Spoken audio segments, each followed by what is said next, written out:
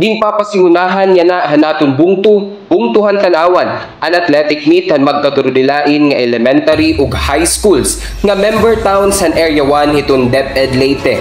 Haiya mensahe han ginbuhat nga opening program yana nga aga ha public plaza ginparayaw ni Mayor Gina Merilu ang mga birisitahon ug mga rayandayan hanaton bungto ug labawhan nga tanan an iya pagpahinumdum han mga partisipante nga hibaruan ang tumong hini nga katiro kabahinan pakusugay ang pagkaurusa.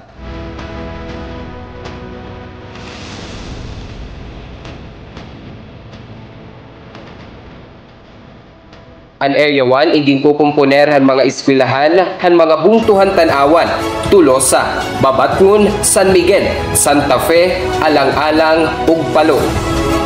Let this event ignite the passion for health and wellness in our district.